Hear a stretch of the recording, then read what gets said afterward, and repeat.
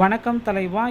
இன்றைக்கி நாம் இந்த ஒரு வீடியோவில் எதை பற்றி பார்க்க போகிறோம் அப்படின்னு பார்த்தீங்கன்னா, தமிழக அரசியலில் மிகப்பெரிய திருப்பம். முதல்வர் விஜய் அவர்கள் பார்த்திங்கன்னா நேற்று முதல்வராக பொறுப்பேற்று கொண்ட நாள்லேருந்து ஒரு சில முக்கியமான அறிவிப்புகளை வெளியிட போகிறாரு. என்னன்றதை பற்றி தான் இந்த ஒரு வீடியோவில் நம்ம பார்க்கலாம்.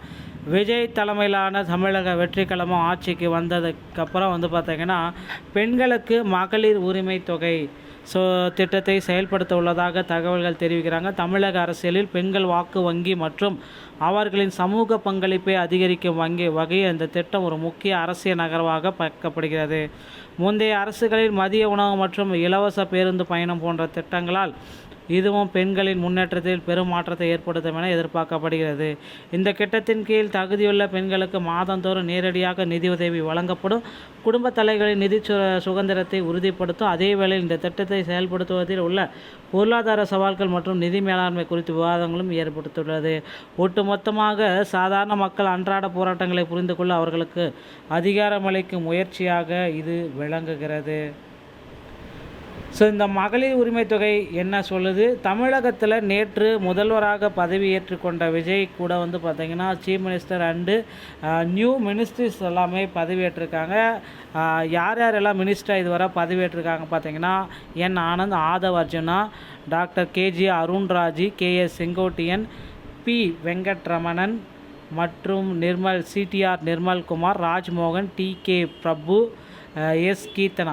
இந்த மாதிரி 9 அமைச்சர்கள் பார்த்திங்கன்னா நேற்று பதவியேற்று கொண்டாங்க. மீதி இருக்கிற அமைச்சர்கள் அனைத்துமே இன்னும் ஒரு சில தினங்கள், இன்று இல்லைன்னா நாளை பதவியேற்றுக் கொள்வாங்க. தற்காலிக சபாநாயகர் கூட்டத்தில் பார்த்திங்கன்னா இதை நிறைவேற்றி அவர்களுக்கு பார்த்திங்கன்னா பதவியேற்க போகிறாங்க.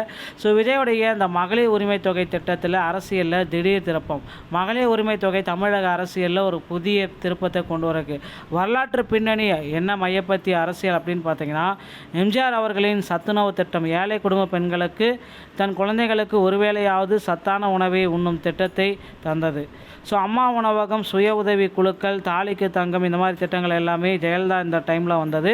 சமூக பாதுகாப்பு திட்டங்கள், அம்மா உணவகம் மற்றும் சமூக குழுக்கள் மற்றும் தாலிக்கு தங்கம் போன்ற திட்டங்கள் பெண்களிடம் அதிமுகவுடைய பெரும் வரவேற்பை பெற்றது.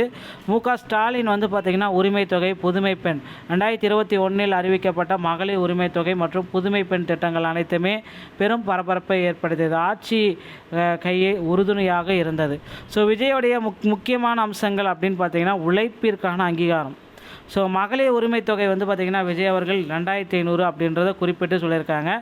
உழைப்பிற்கான அங்கீகாரம். இது வெறும் இலவச திட்டம் அல்ல, இது ஒரு டிஸ்கிரிப்ஷன். தாங்கி நிற்கும் பெண்களின் உழைப்பை அரசு கதிக்கு ஒரு அரசியல் அடையாளம் அப்படின்றத குறிப்பாக சொல்கிறாங்க.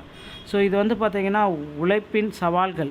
முதல் கையெழுத்து பார்த்திங்கன்னா விஜய் அவர்கள் 200 யூனிட் பார்த்திங்கன்னா இலவசம், அப்புறம் பெண்களுக்கு பாதுகாப்பு, அப்புறம் போதைப் பொருளில் தடுப்பு சட்டம், இந்த மாதிரி தான் போட்டிருக்காரு முதல் 3 கையெழுத்துக்களை. இனி வரும் காலங்களில் அடுத்தடுத்து பார்த்திங்கன்னா சமூக மற்றும் பொருளாதார தாக்கம் அதிகமாக இருக்கிறதுனால விரைவில் பார்த்திங்கன்னா 2500 ரூபா ஸ்கீமை பார்த்திங்கன்னா கொண்டு வருவாங்க அப்படின்றத எதிர்பார்க்கலாம். குடும்ப பொருளாதார சமநிலை, விலைவாசி உயர்வு, மின்சார கட்டணம் மற்றும் கல்வி செலவுகளை சமாளிக்க இந்த பணம் பெரும் உதவியாக இருக்கும். 2500. சுழற்சி பொருளாதாரம், பெண்களுக்கு கிடைக்கும் பணம் அந்த சந்தையில் பார்த்திங்கன்னா அவங்களுக்கு ரொம்ப மதிப்பு, பயன்கள் எல்லாமே கொடுக்கும். சவால்களும் கேள்விகளும், நிதிச்சுமை ஏற்கனவே கடனில் இருக்கிற டைமில் இப்போ 2500 ரூபாயை அமல்படுத்த முடியுமா அப்படின்ட்டு விஜய் ஒரு பக்கம் சொல்லியிருக்காரு. இருந்தாலும் பார்த்திங்கன்னா தேர்தல் வாக்குறுதிகளில் குறிப்பிட்ட மாதிரி 1000 ரூபாய் திட்டமாவது இப்பொழுது தொடர்ந்தால் நல்லாயிருக்கும் அப்படின்னு சொல்கிறாங்க. உற்பத்தி இலவசம், உற்பத்தி துறையில் முதலீடு போன்றவைகள் எல்லாமே பார்த்திங்கன்னா இலவசங்களில் குறைச்சிட்டார். பெரிய வகையான இலவசங்கள் எதுவுமே கிடையாது, உற்பத்திகள் எதுவுமே கிடையாது. புதிய அறிவிப்புகள் விரைவில் இன்னும் ஒரு சில தினங்களில் வரும் அப்படின்றத நிச்சயமாக எதிர்பார்க்கலாங்க.